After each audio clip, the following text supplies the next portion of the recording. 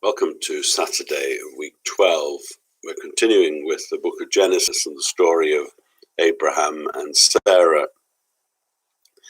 In our extract today, we see Abraham perform what is natural to people of those days and will still be natural in many parts of the world today. That of greeting visitors, welcoming them, and putting before them the very best that you can offer. Abraham is greeted or is visited by three people, and he begs them to stay with him and serves them the very best food.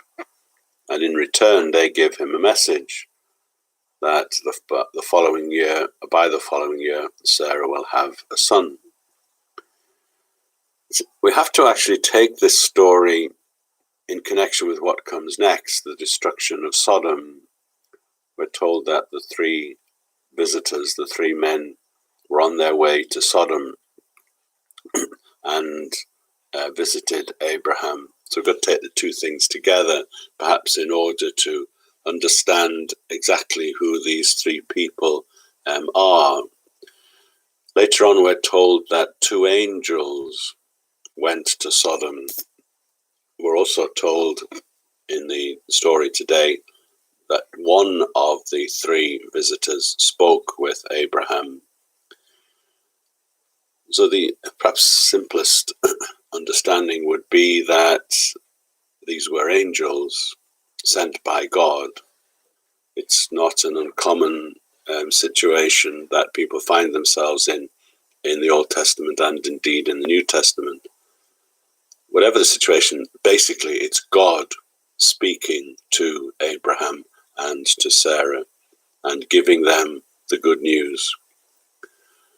Abraham welcomes these visitors, emphasizing the fact that Abraham welcomes God into his life at all times.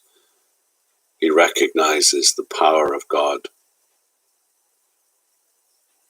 Abraham is always seen as somebody faithful, somebody who wants the very best for himself and for his people. And here we have a message that's really beyond belief. Sarah is an elderly lady. Abraham is old. Are they really to have a child? All the situations in the gospel, in the Bible, where outstanding things happen, it's almost as though the situation is deliberately made to be more complex, more difficult, seemingly more impossible, to try and emphasize the ultimate power of God. We'll see that power of God in the destruction of Sodom and Gomorrah. It's an awesome power. It's a power not just for destruction. It may be a power that destroys the wicked, but it's a power that rewards the faithful. And Abraham is a faithful follower of God. And that's perhaps the emphasis always about Abraham. He is faithful. He puts his trust in God. The scenario is made, in one sense, preposterous, so outlandish, so impossible, seemingly impossible, just to emphasize the power of God, a power not just of destruction, but a power of love. So we don't really want to be too distracted with the identity of the three people visiting Abraham. The one definite truth is that this is a message from God, a message that the power of God will be demonstrated as the love of God when Sarah has a child, when she gives birth to Isaac. The future is always assured if we put our trust in God. It may be difficult, may be a real problem to us in many ways, many difficulties, but the future is always assured if we put our trust in God. And perhaps in our society today, That's never been more significant and more important as our society drifts away from faith, drifts away from many ways, well, very definitely, the standards of the gospel, standards that are presented to us in the Word of God. We could easily think things are hopeless.